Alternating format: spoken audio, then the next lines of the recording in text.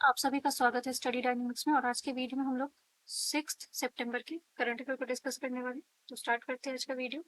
सबसे पहले देखते हैं हेडलाइन आपका। तो जो पहला हेडलाइन है आपका, यूनियन फाइनेंस मिनिस्टर ने अभी आपको अगर देखा है तो जीएसटी रिजीम जो उसमें डिफरेंट स्लैब जो उसमें चेंजेस किए गए, so it will boost the consumption and the impact on the capital expenditure.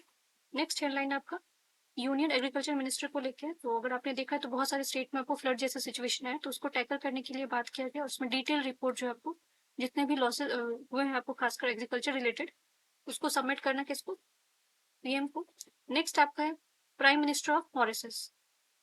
Prime minister of Mauritius कौन है आपको, नवीन चंद्र राम गुलाम, ठीक है, जो कि विजिट करने वाले कहाँ पे आपको, इंडिया में करने वाले 9 से लेके 16 सितंबर बीच में, इसी मंथ में आने वाले।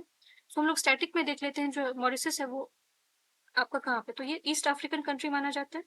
उसका कैपिटल क्या है आपका, पोर्ट लुइस। पोर्ट लुइस इसका कैपिटल है। और जो ये आपका मॉरिशस है उसको डिस्कवर कब किया गया था, तो 975 में इसको डिस्कवर किया गया था बाई हूँ, अरब ने इसको डिस्कवर किया था।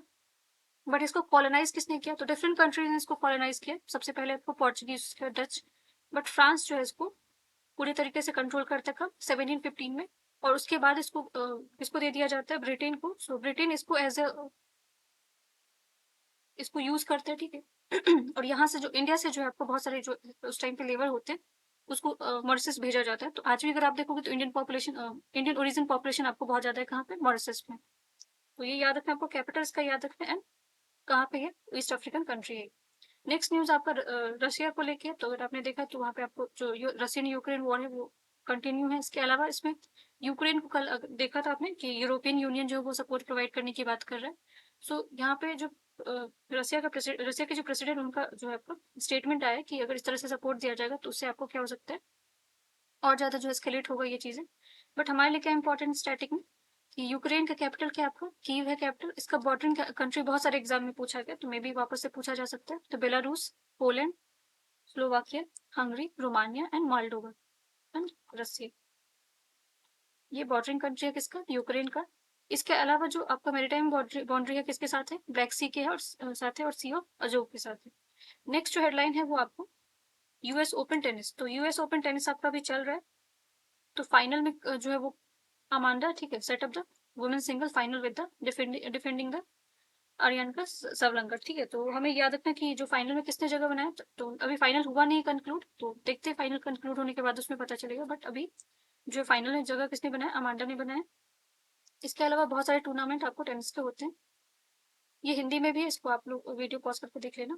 सबसे पहला जो आपका न्यूज है वो बुक को लेके। तो बुक लॉन्च किया गया आपको, ऑपरेशन सिंदूर रिटन बाय, तो बुक है आपका ऑपरेशन सिंदूर। इसको लिखा किसने, तो लेफ्टिनेंट जनरल KGS ढिल्लों ने लिखा है, ठीक है, रिटायर्ड है आपको। और ये बुक जो अनरेवल कहाँ पे किया गया, तो दिल्ली में किया गया। और ये बुक लॉन्च किसने किया, तो उपेंद्र द्विवेदी, जो कि आपको chief of the army staff है। तो सबसे पहले तो आपको यही याद रखना है कि chief of the army staff अभी जनरल कौन है आपको, उपेंद्र द्विवेदी है। और बुक जो है आपको ऑपरेशन सिंदूर वो लिखा किसने, तो लेफ्टिनेंट जनरल KGS ढिल्लों ने लिखा है। नेक्स्ट न्यूज आपका, justice Shri Chandrashekhar took the oath as a chief justice of Bombay high court. तो हम लोग जो आपका कॉन्स्टिट्यूशन पॉलिटी वाले सेक्शन में आपको पूछा जाता है, तो देख लेते हैं कि इसमें जो आपको चीफ जस्टिस का आर्टिकल कौन कौन सा इंपॉर्टेंट है। तो आर्टिकल 217 जो है आपको अपॉइंटमेंट और कंडीशन जो है डिफाइन करता है आपको कि आपको किस तरह के कंडीशन होने चाहिए और कौन जो है आपको हाईकोर्ट के जज बन सकते हैं। इसके अलावा जो हाईकोर्ट के जज का एज, रिटायरमेंट एज है वो कितना है आपको, 62 है। अगर आप लोगों को पता है सुप्रीम कोर्ट का कितना है, 65 है। और जो सैलरी है इनका आर्टिकल 221 में है। और ट्रांसफर ऑफ जज बहुत ज्यादा न्यूज में था आपका, तो ट्रांसफर ऑफ जज है वो कौन सा आर्टिकल में आपको 222 में है, 222 में है। ट्रांसफर ऑफ हाई कोर्ट जज, अब ट्रांसफर ऑफ हाई कोर्ट जज कौन करता है आपको, प्रेसिडेंट करते हैं, याद रखना आपको। And one more important thing कि जो आपका हाई कोर्ट में कितने जज होने वाले हैं वो भी कौन डिसाइड करती, तो प्रेसिडेंट करते। Don't get confuse with the parliament. Parliament आपको जो है सुप्रीम कोर्ट को लेकर रहता है, बट जो हाई कोर्ट की बात होती है उसमें कितने जो जजेस होने वाले तो ये प्रेसिडेंट डिसाइड करते हैं। इसके अलावा अगर अपॉइंटमेंट देखा जाए तो हाई कोर्ट जज के कौन करते हैं, प्रेसिडेंट करते हैं। ओथ आपको कौन दिलाते हैं, तो ओथ आपको गवर्नर दिलाते हैं, जो कि रिस्पेक्टिव स्टेट के होते हैं। जैसे कि महाराष्ट्र में भी चीफ जस्टिस बने, तो महाराष्ट्र के जो आपको गवर्नर कौन है, CP राधाकृष्णन है, तो उन्होंने ओथ दिलाया। बट अगर पूछा जाए अपॉइंटमेंट कौन करते हैं, हाईकोर्ट के जज का तो प्रेसिडेंट करते हैं। नेक्स्ट न्यूज है आपका बिहार को लेके। तो यहाँ पे आपको सस्पेंशन ब्रिज बनाया गया, कहाँ पे, पुनपुन रिवर पे, पटना में। तो ये फेमस आपको लक्ष्मण झूला जो है ऋषिकेश में, उसके ही मॉडल पे बनाया गया। तो इसमें हम लोग पुनपुन रिवर आया तो वो देख लेते हैं। सो पुनपुन रिवर जो आपको ओरिजिनेट कहाँ पे करता है, पलामू में, ठीक है, ये आपका झारखंड में है, छोटा नागपुर प्लेट्यू में। और जो गंगा का, क्योंकि पुनपुन आपका गंगा का ट्रिब्यूटरी माना जाता है, तो दो स्टेट में है पुनपुन आपको, बिहार है झारखंड। और ये ज्वाइन कहाँ पे करता है गंगा को, तो फतुहा जो कि आपका बिहार में है।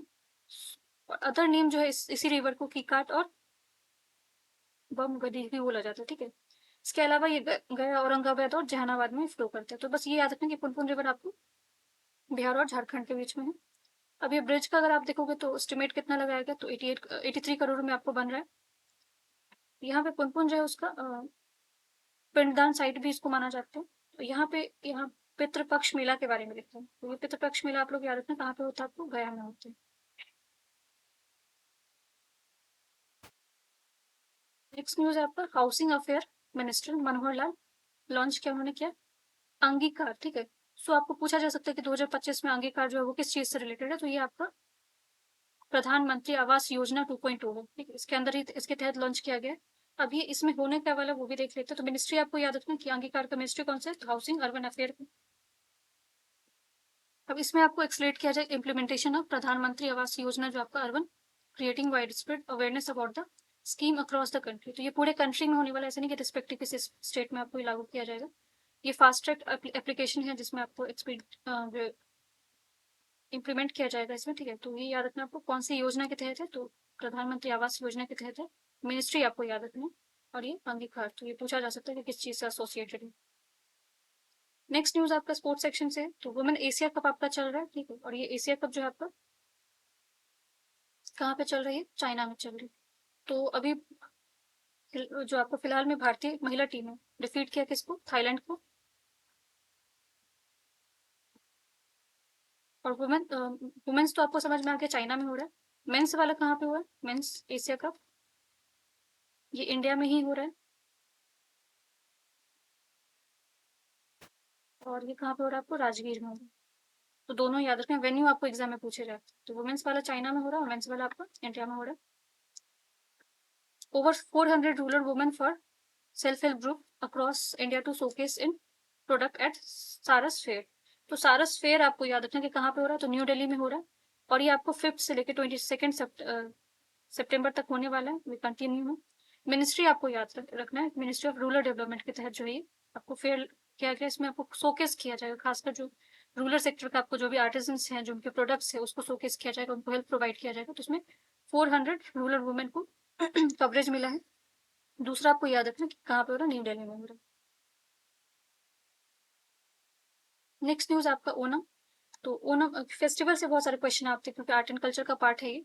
तो ओनम फेस्टिवल आपका कहाँ पे होता है, केरला में होते हैं। इसके अलावा और फेस्टिवल देख लेते हैं। बिहू कहाँ पे होता है आपका, असम में होते हैं। बैसाखी और लोहड़ी कहाँ पे होता है आपका, पंजाब में होते हैं।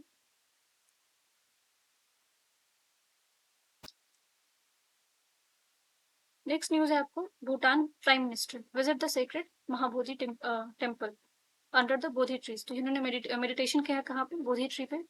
और भूटान के, ठीक है, क्योंकि हाँ रिसेंटली आपको टेम्पल भी बनाया गया कहाँ पे, राजगीर में। तो टेम्पल आपका न्यू टेम्पल बना है कहाँ पे, राजगीर में बनाया गया है। इसके अलावा जो यहाँ पे इन्होंने विजिट किया, तो थोड़ा बहुत देख लेते हैं जो आपका बोधि ट्री है। सो सबसे पहले बुद्धिज्म, क्योंकि ये बुद्धिज्म से एसोसिएटेड है। तो बुद्धिज्म जो आपको 2500 ईयर अगो आपका रिलीजन बहुत पुराना है।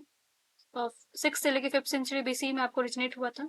इसके फाउंडर किसको बोला जाता है, तो सिद्धार्थ गौतम को बोला जाता है। इसमें 4 नोबेल ट्रूथ आपका एसोसिएटेड है। और अष्टांगिक मार्ग के बारे में बात करते हैं, 8 फोल्ड पाथ, ये भी आपको किस चीज से एसोसिएटेड है, बुद्धिज्म से एसोसिएटेड है।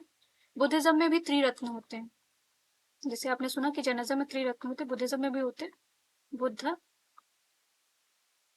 धम्म एंड संघ, ये 3 इसके त्रिरत्न होते हैं।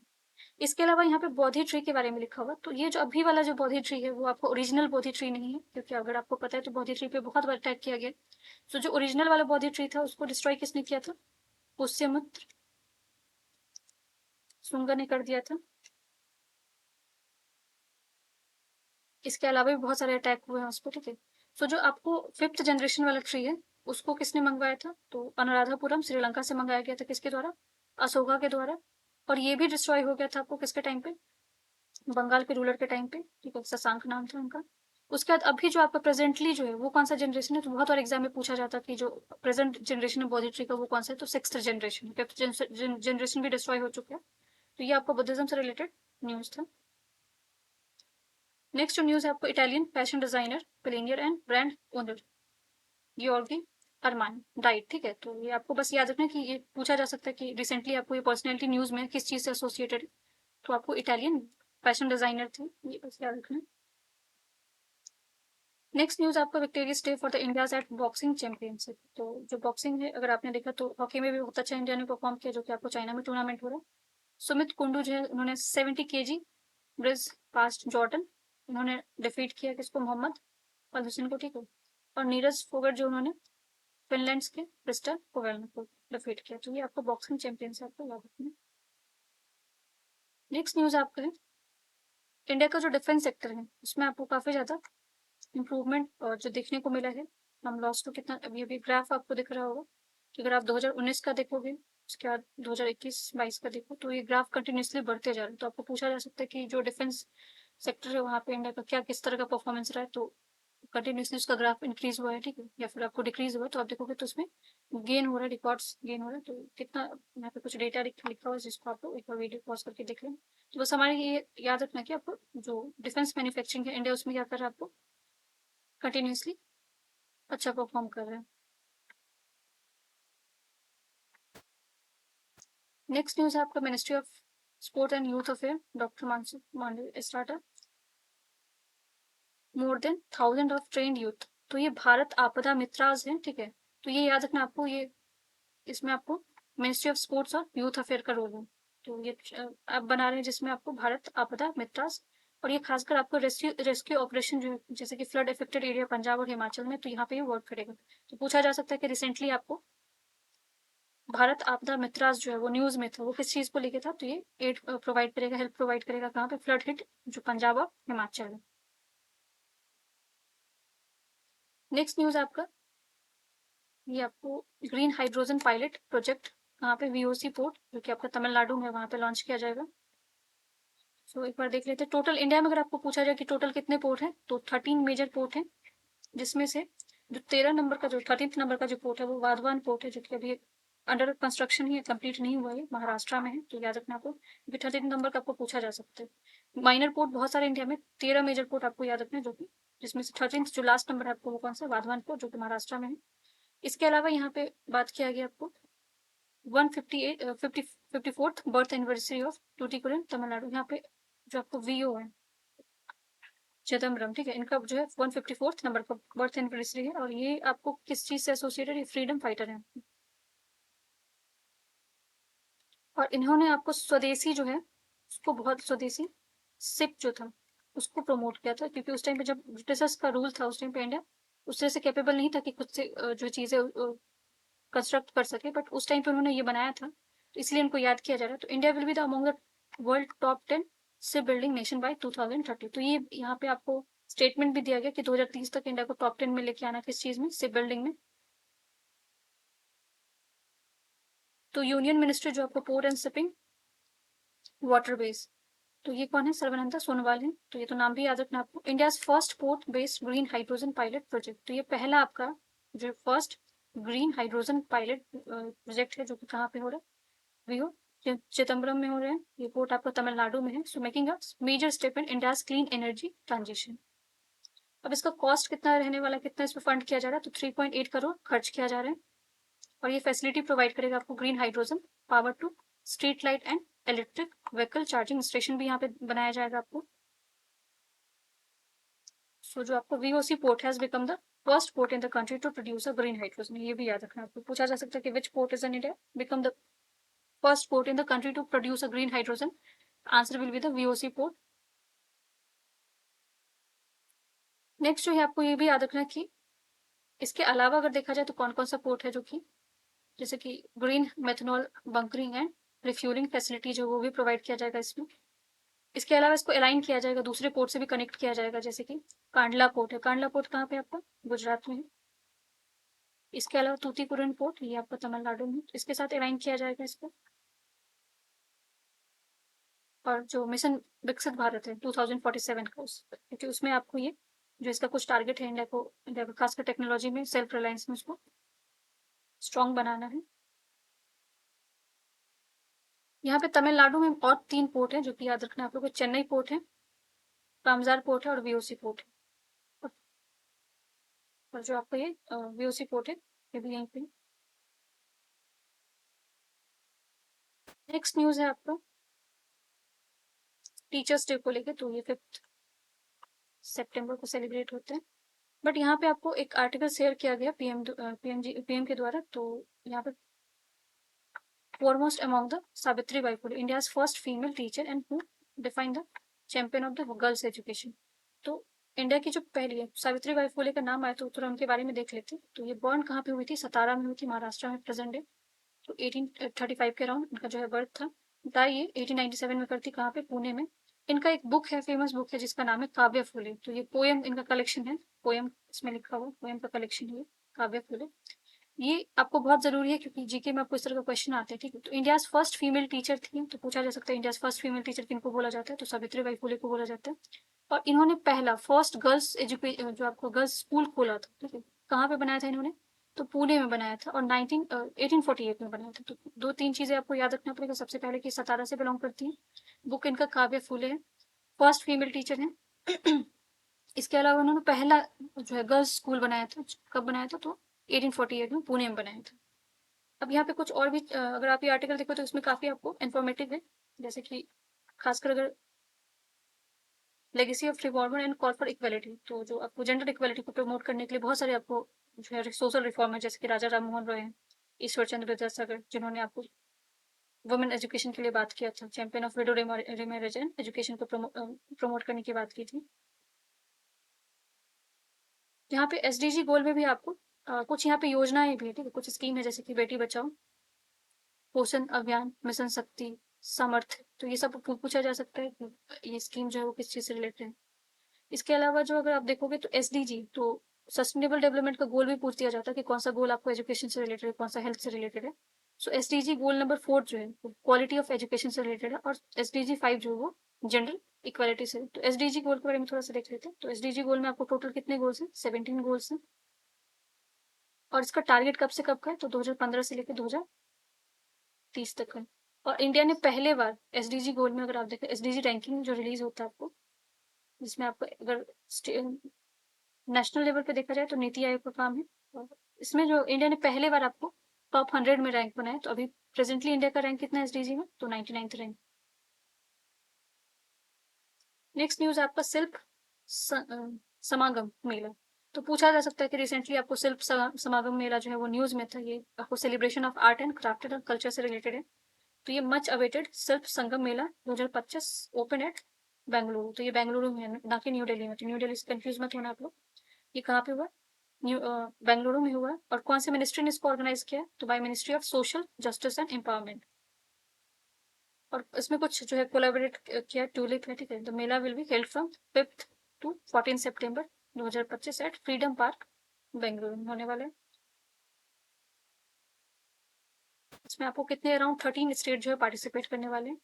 खासकर जो आपको हैंडीक्राफ्ट है, टेक्सटाइल है, पॉटरी है, इन सारी चीजों को प्रमोट किया जाएगा।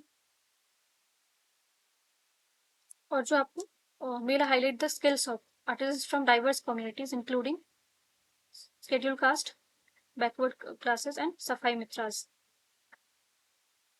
नेक्स्ट न्यूज आपका एनआईआरएफ को लेके, so national institutional ranking framework.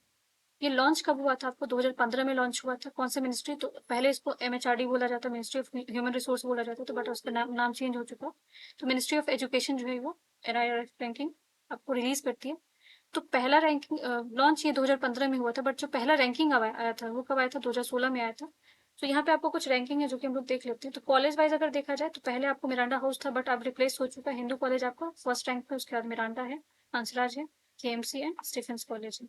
Overall ranking पूछा जाए तो आईआईटी मद्रास आपको रैंक 1 पे है, बट इसके अलावा आपको बहुत सारे और ओवरऑल कैटेगरी में, जैसे कि आईआईटी दिल्ली जो है 4th पे है आपको, एम्स जो दिल्ली है वो 8 पे है, जेएनयू यहाँ पे इन लिखा है, ठीक है। तो ये आपका अलग अलग रैंकिंग है, ओवरऑल में बता रही हूँ। पहले अगर पूछा जाए तो ये आईआईटी मद्रास है।